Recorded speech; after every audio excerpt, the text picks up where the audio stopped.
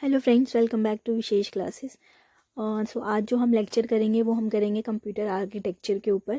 ये बेसिक होगा कि जिसमें आपको कंप्यूटर के बारे में पता चलेगा कि क्या होता है, इनपुट आउटपुट डिवाइसेस, सीपीयू क्या, किसका क्या फंक्शन होता है, तो हम वो सब इसमें डिस्कस करेंगे। ठीक है। उससे पहले अगर आपने मेरे चैनल को सब्सक्राइब नहीं किया है तो डू सब्सक्राइब माई चैनल, और अगर आपको ये वीडियो अच्छा लगे तो please share with your friends and family.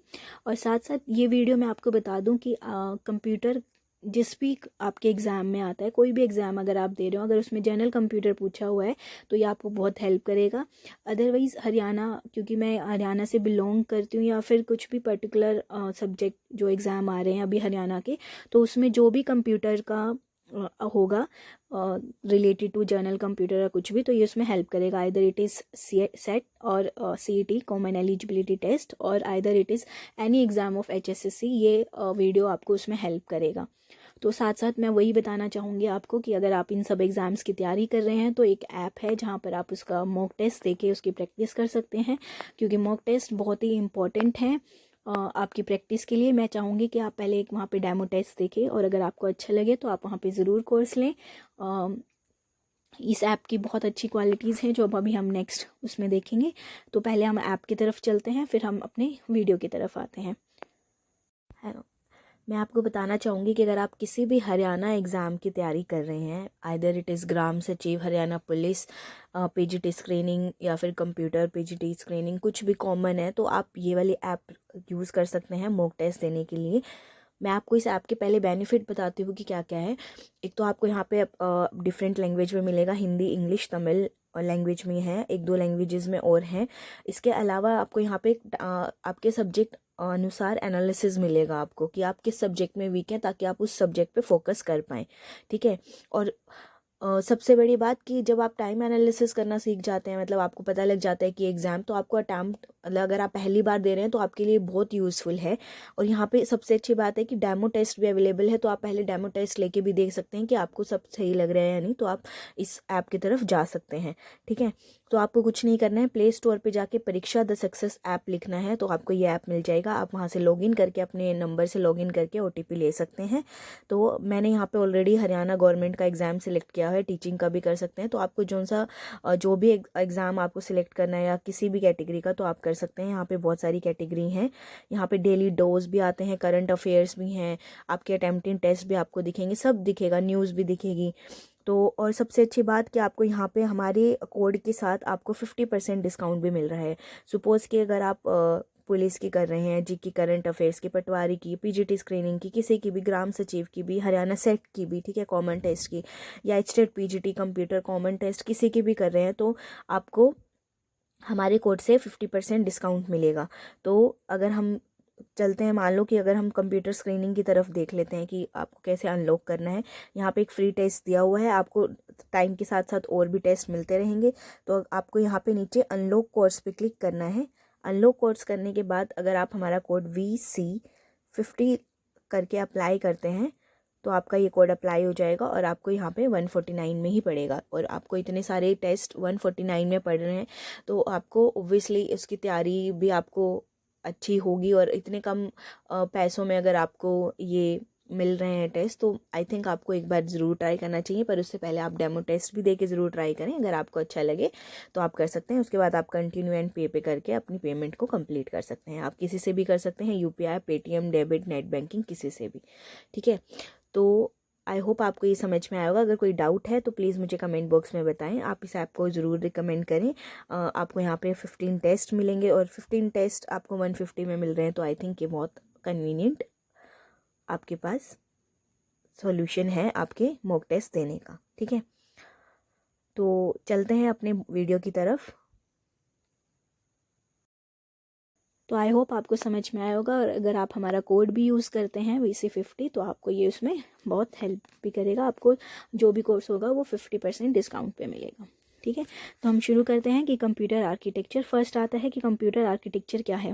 देखो, ये बहुत बेसिक डायग्राम है, हम शुरू से ही देखते आए हैं कि एक CPU होता है, कंट्रोल यूनिट होगी, प्रोसेसर, इनपुट आउटपुट, और आपका एक मेन, अगर हम देके चलें तो 4 मेन हम मान के चलते हैं कि इनपुट आउटपुट CPU और आपका मेन मेमोरी, ठीक है। तो कंप्यूटर आर्किटेक्चर बेसिकली क्या से डील करता है, फंक्शनल बिहेवियर जो प्रोग्रामर देखता है, ठीक है। एक लॉजिकल स्ट्रक्चर होता है। जो फर्स्ट कंप्यूटर आर्किटेक्चर था वो जॉन वॉन न्यूमैन ने इंट्रोड्यूस किया था, ठीक है। अब हम आते हैं कंपोनेंट ऑफ कंप्यूटर। तो मेन मैंने आपको बताया था कि कौन से लेके चलते हैं, इनपुट, CPU, आउटपुट और मेमोरी यूनिट, जिसमें CPU में आपके दो आ जाते हैं, कंट्रोल यूनिट और अर्थमेटिक एंड लॉजिक यूनिट, ठीक है। अब हम देखते हैं इनपुट डिवाइसेस या फिर इनपुट यूनिट कौन से हैं। देखो जैसे ही अब मुझे कंप्यूटर को कुछ इंस्ट्रक्शन देनी है तभी वो कुछ करेगा ना, जब तक मैं उसको कुछ नहीं दूंगी तो मैं उससे कैसे एक्सपेक्ट करूंगी कि वो मुझे वैसा ही करके दे, मतलब जैसा मैं चाहती हूँ मुझे वो डिज़ायर्ड रिजल्ट दे। तो उससे पहले मुझे उसको कुछ इन्फॉर्मेशन देनी होगी। तो कंप्यूटर क्या करता है, कुछ एक्सेप्ट करता है कोडेड इन्फॉर्मेशन, मतलब वो हमारी लैंग्वेज में हमसे लेता है और फिर कन्वर्ट कर लेता है और फिर हमें क्या देता है, आउटपुट देता है। तो इनपुट यूनिट वही है जो कंप्यूटर को इन्फॉर्मेशन देने के काम आती है। फॉर एग्जाम्पल हम किसी एक कीबोर्ड से कुछ भी टाइप करेंगे तो वो हमने आपके कंप्यूटर को क्या दी है, एक इनपुट दी है। सेम अगर हम ऐसे ही माउस से कुछ करेंगे तो हमने उसको भी क्या दी है, एक इनपुट दी है, ठीक है। तो इनपुट यूनिट एक्सेप्ट करता है इंस्ट्रक्शन और डेटा फ्रॉम यूज़र, ठीक है। ये कन्वर्ट करता है इन इंस्ट्रक्शन और डेटा को टू कंप्यूटर एक्सेप्टेबल फॉर्म, और ये सप्लाई करता है कन्वर्टेड इंस्ट्रक्शन और डेटा को आगे फर्दर प्रोसेसिंग के लिए, ठीक है। मतलब वही मैंने आपको बताया कि इनपुट यूनिट आपसे लेगा, फिर उसको कन्वर्ट करेगा कंप्यूटर के अपनी फॉर्म में, और उसको फिर हमें जैसे हमें अपने आउटपुट के फॉर्म में चाहिए वो हमें दे देगा। तो जो इनपुट डिवाइसेस हैं हम देख सकते हैं कौन कौन से हैं, mouse, barcode reader, joystick, touch panel, touch pad, MICR, track ball, scanner, keyboard, OCR। तो ये भी कभी आ जाता है क्वेश्चन कि इनपुट डिवाइसेस कौन से हैं, इनमें से वो बताओ। तो यहाँ पे आप ये कंसिडर कर सकते हैं। नेक्स्ट आता है आउटपुट डिवाइसेस। अब आपने रिजल्ट तो भेज दिया, इन्फॉर्मेशन तो दे दी, अब वो अब आपको वापस भी देगा ना। तो ये यूनिट क्या करती है, this unit send the process result to the user, mainly use to display the desired result, ठीक है। जो आपको रिजल्ट चाहिए वो आपको दिखाने में काम करता है। It accept the result produced by the computer which are coded form and hence not be easily understood by the user. मतलब ये क्या करता है, ये रिजल्ट एक्सेप्ट करता है जो कंप्यूटर, वो कोडेड फॉर्म में होते हैं तो यूज़र उनको समझ नहीं पाएगा। वो अपने पहले ही देखो जैसे हमने इनपुट दी वो उसको कन्वर्ट करके अपने आउटपुट में कन्वर्ट कर लेता है, पर वो हमें कौन सी फॉर्म में देता है, हमारी रीडेबल फॉर्म में। तो वो फिर से उन कोडेड कंप्यूटर ही कोडेड रिजल्ट को क्या करता है, कन्वर्ट करता है ताकि हम उसको रीड कर सकें, और हमें कन्वर्टेड रिजल्ट दे देता है। तो आउटपुट डिवाइसेस कौन कौन से कंसिडर कर सकते हैं हम, मॉनिटर, प्रिंटर, स्पीकर, हेडफोन और प्रोजेक्टर, ठीक है। नेक्स्ट आता है CPU। CPU सबसे मेन है, ये ब्रेन है कंप्यूटर का। इसको ये the CPU is fabricated as single integrated circuit also known as microprocessor, ठीक है। इसको माइक्रो प्रोसेसर भी बोलते हैं। इट कंसिस्ट, इसमें क्या क्या होते हैं, registers, arithmetic logic unit, control unit जो इंटरप्रेट करती है और एग्जीक्यूट करती है इंस्ट्रक्शंस को, ठीक है। अब आता है CPU।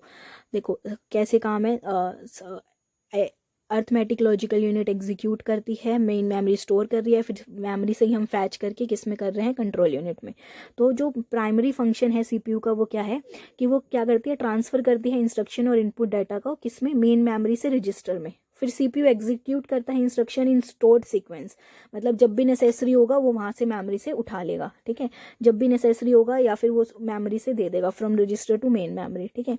तो CPU मेनली कंसिस्ट करता है सब सिस्टम कौन कौन से, arithmetic logic unit, control unit और मेमोरी यूनिट, ठीक है। तो अर्थमेटिक लॉजिक यूनिट क्या होता है, जितने भी आपके इलेक्ट्रॉनिक सर्किट जो भी एग्जीक्यूट करेंगे अर्थमेटिक और लॉजिक ऑपरेशंस, वो सभी कौन किस में आते हैं, अर्थमेटिक लॉजिक यूनिट में। Either it is subtraction, addition, and, और एक्सोर, जितने भी मतलब लॉजिकल ऑपरेशंस है, अर्थमेटिक ऑपरेशन है, बिट शिफ्टिंग ऑपरेशन है, कंपैरिजन ऑपरेशंस है, वो सब किस में होंगे, अर्थमेटिक लॉजिक यूनिट में, ठीक है। नेक्स्ट आता है कंट्रोल यूनिट। कंट्रोल यूनिट क्या करता है, कोऑर्डिनेट करता है इनपुट और आउटपुट डिवाइसेस के साथ, ठीक है। ये डायरेक्ट करता है कंप्यूटर को कि क्या अभी प्रोग्राम लेना है, क्या इंस्ट्रक्शन लेनी है, कम्युनिकेट करता है ALU और रजिस्टर्स के साथ, फिर ये ऑर्गेनाइज करता है processing of data in instruction, ठीक है। तो जो बेसिक फंक्शन है कंट्रोल यूनिट का वो क्या करता है, फैच करता है इंस्ट्रक्शन जो मेन मेमोरी में स्टोर होती है, फिर आइडेंटिफाई करता है कि कौन से हम इसको डिवाइसेस को, और अकॉर्डिंगली वो जनरेट करता है कंट्रोल सिग्नल। जैसे अगर आप यहाँ पे देखें तो ये कंट्रोल यूनिट है, control signals with CPU, control bus से आ रहा है और फिर से वापस से कंट्रोल सिग्नल कंट्रोल बस को जा रहा है, ठीक है। तो बेसिक अगर हम बोले तो ये क्या करता है कि फैच करेगा, ये देख लेगा कि कौन सा भी ऑपरेशन परफॉर्म होना है, तो मेमोरी से लेता रहेगा और वो फंक्शंस क्या करता रहेगा, परफॉर्म। उसके बाद आता है memory unit. Memory unit responsible होती है ताकि आप प्रोग्राम स्टोर कर सकें। ओब्वियसली अब हमारी मेमोरी है, हम स्टोर करने लगे, ठीक है, तो किस लिए रखते हैं, यही ना कि यार उसकी तो मेमोरी शार्प है, क्यों उसके उसमें स्टोर रहता है, तो कंप्यूटर की तो ऑब्वियसली है, पर ये स्टोर करने के लिए क्या यूज़ करता है, मेमोरी यूज़ करता है, ठीक है। तो ये यूनिट किस लिए रिस्पॉन्सिबल है, और टू स्टोर प्रोग्राम और डेटा ऑन द टेम्परेरी और परमानेंट, टेम्परेरी भी रखता है और परमानेंट भी। ये प्राइमरी मेमोरी और सेकेंडरी मेमोरी बोलते हैं। इस पे मैं ऑलरेडी एक लेक्चर अपलोड कर चुकी हूँ जो कि बहुत ही हेल्पफुल है आपके और भी एग्जाम्स के लिए, और इस एग्जाम्स के लिए, इन एग्जाम के लिए तो है ही, वो टॉपिक बहुत इंपॉर्टेंट है इन एग्जाम के लिए भी। तो आपको यहाँ पे ऊपर आई कार्ड पे भी दिख जाएगा या फिर लिंक आपको डिस्क्रिप्शन पे मिल जाएगा, तो आप प्राइमरी मेमोरी और सेकेंडरी मेमोरी पे वो लेक्चर देख सकते हैं। तो the data which is to be processed is brought in to the main memory before processing, मतलब जो डेटा पहले प्रोसेस होना है वो पहले कहाँ पे लेके जाया जाता है, मेन मेमोरी में। और एक और मेमोरी होती है सेकेंडरी मेमोरी, इसमें हम अपना डेटा परमानेंटली स्टोर कर सकते हैं, पर ये unit directly does secondary memory. जैसे मैं आपको बता दूं, जैसे आपने पेन ड्राइव यूज़ कर लिया, CD यूज़ कर लिया, DVD, मतलब आपने लिया और आपने अपना डेटा परमानेंटली स्टोर कर लिया, ठीक है। नेक्स्ट आता है प्रोसेसर। ये एक इलेक्ट्रॉनिक कंपोनेंट एलिमेंट है कंप्यूटर सिस्टम में, और समटाइम हम इसको चिप भी बोल देते हैं। तो माइक्रो प्रोसेसर मेन हार्डवेयर होता है जो आपके कंप्यूटर को चलाता है, ठीक है। ये एक लार्ज प्रिंटेड सर्किट बोर्ड है, PCB, कई बार फुल फॉर्म भी आ जाती है PCB, प्रिंटेड सर्किट बोर्ड। ये एक लार्ज प्रिंटेड सर्किट बोर्ड है जो कि सभी इलेक्ट्रॉनिक सिस्टम में यूज़ होता है, जैसे कि कंप्यूटर, कैलकुलेटर, डिजिटल सिस्टम, सब में। सम ऑफ पॉपुलर माइक्रोसॉफ्ट प्रोसेसर कौन कौन से हैं, Intel core i7, i5, i3 etcetera, ये सब क्या है आपके माइक्रो प्रोसेसर। नेक्स्ट आता है motherboard. Motherboard circuit, the main circuit board contained in any computer, जो भी मेन सर्किट बोर्ड होगा वो क्या होगा, मदरबोर्ड होगा।